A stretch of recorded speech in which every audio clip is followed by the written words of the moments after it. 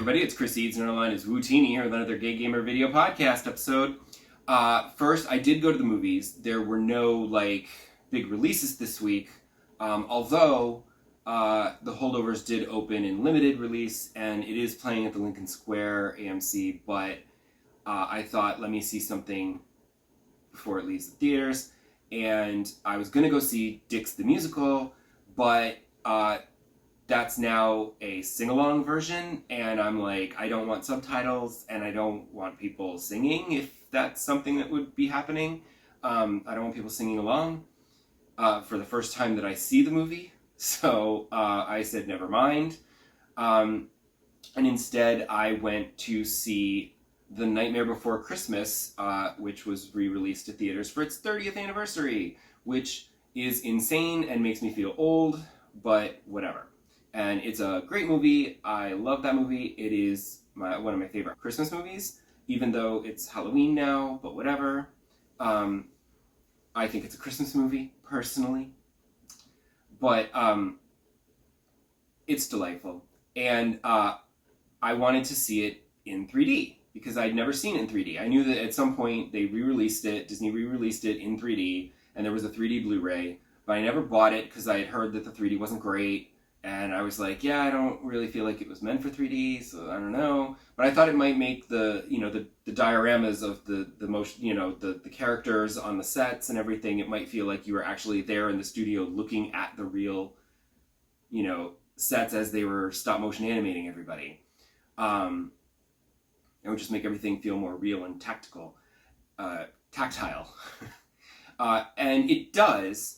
And there are actually a few bits where, things would come out of the screen. Of course, being a modern conversion, they're not pushing it like they would in the olden days where things were much more fun and really did come out of the screen. But the problem that I had with it was there were a lot of very noticeable errors in the conversion. Someone would be standing like this and they wouldn't convert this. This would be on the same level as the arm, not the background. And it would be like, the levels were sometimes very wrong, and they weren't very careful about delineating the characters. And sometimes Jack's collar would go behind him instead of in front of him. And it was just, they were not very careful with their conversion.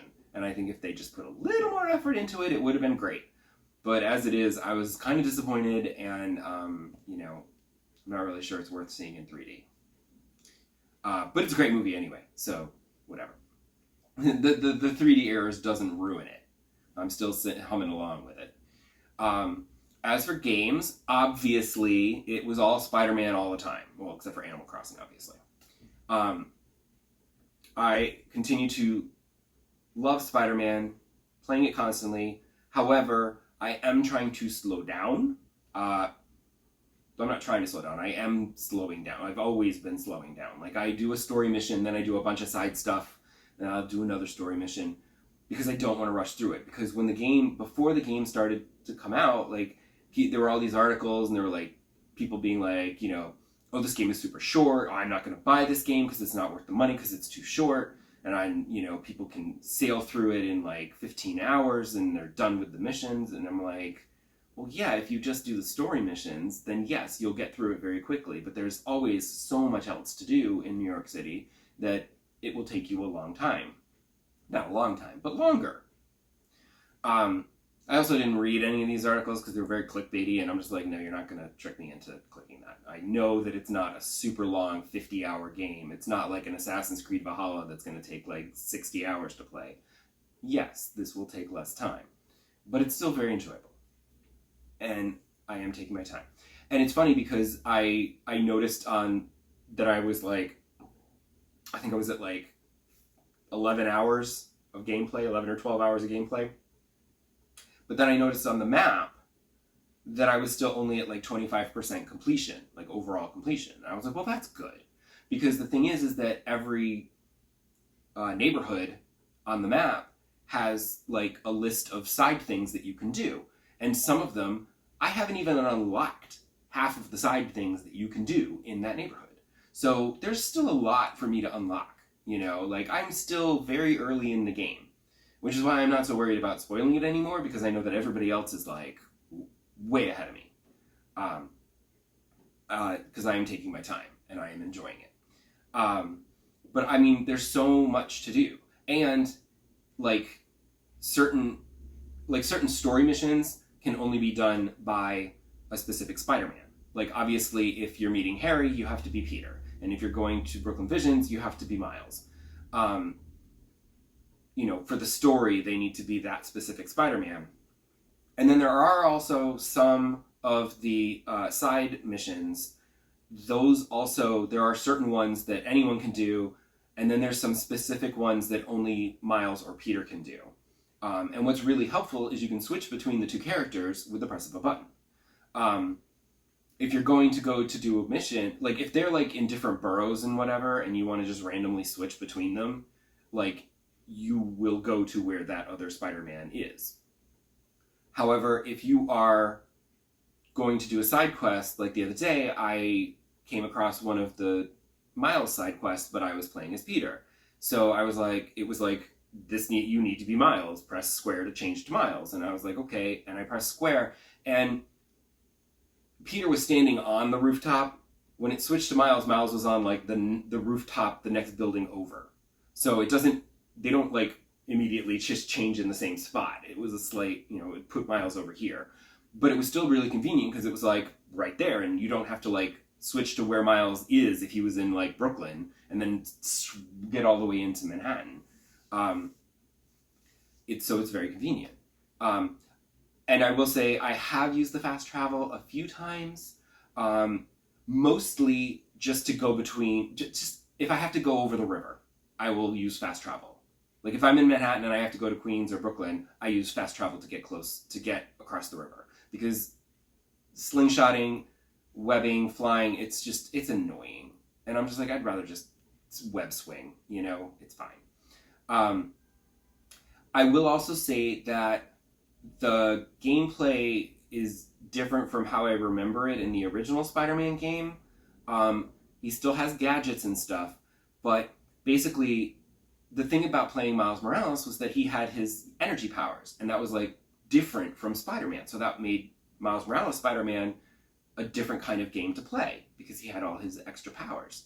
But now they've given Peter his like robot spider arms, so that now he also, in addition to the gadgets that both of them share, they have powers that, while different, because his are his energy venom powers and Peter's are his like spider arm things, they play very similarly. So I get it. It's a little disappointing because I would like to have like, oh, I'd like to play as Miles for this because it'll be easier if I play as Miles as opposed to Peter. But then I also get it because then you don't have to like adjust and relearn a new power system for every time you switch the characters, having to be like, okay, no, wait, I can't do that with this character, you know, and it would be confusing, whatever. So I get it. It's just a little disappointing because I would have preferred if they played a little more differently. Because the only real power difference between the two Spider-Men is that Miles can go invisible for short periods of time, which helps when you're trying to be stealthy. But that's it. But I'm still enjoying it. It's a lot of fun. Even doing the side missions is fun. There's a lot of variety to gameplay, which I'm enjoying, like with the side missions and stuff. And actually, there was a story mission that included like a little music rhythm game that I was like, what? I was not prepared for. I had to adjust, and then I got better at it. But like some of the side missions, it's like they've got you riding bikes, they've got you, flying drones. It's a lot of variety, which is nice. It helps mix things up a little, which is enjoyable. And also it's taking me a long time to play because I keep stopping to take pictures. Like when I unlocked the Scarlet Spider costume, I was like, you know what? Let me just throw that on and take some pictures because that'll be fun. And then of course when I randomly unlocked the Across the Spider-Verse Spider-Man Noir costume, and so I had to take a quick shot with that. I'm not playing as that. I always play as the classic costume, but you can switch costumes at any time when in the photo mode, so that's really helpful. But like, I also, when I went to Coney Island, which, by the way, Brooklyn is stupid small. I think I mentioned this in the last episode that I couldn't find my neighborhood because there is no Park Slope. It's literally like Brooklyn Heights, a couple of blocks, the Prospect Park, and then a couple of blocks, and Coney Island. Like, I started swinging towards Coney Island, it was like, boom, I'm at Coney Island. And I was like, that's not how it works. Brooklyn is enormous. It's much bigger than Manhattan. But whatever. Manhattan is where the gameplay is focused. Brooklyn is just a side thing. I get it. But I knew from looking at, I had skimmed the list of trophies, and I knew that there was a trophy for running the bases at Coney Island Ballpark. So I did that to get that trophy just for fun, because I wasn't getting a lot of trophies in the story missions, which I thought was weird. But I guess it's because I'm taking my time. So, and then after I got that trophy, of course, then I have to go ahead and I spent a little too much time positioning Miles so that he was like sliding into home base. It was hard. I had to keep redoing the positioning because every time I would change the pose, he'd be too far or too close, and I needed to be just right. And I spent way too much time doing that. But that's what happens. I get into the photo mode, and I can't help it. But it's great, loving it, and I think that's all I have to say about it right now. So I will have more to talk about Spider-Man next episode. So come back and see if I've had any problems. Bye!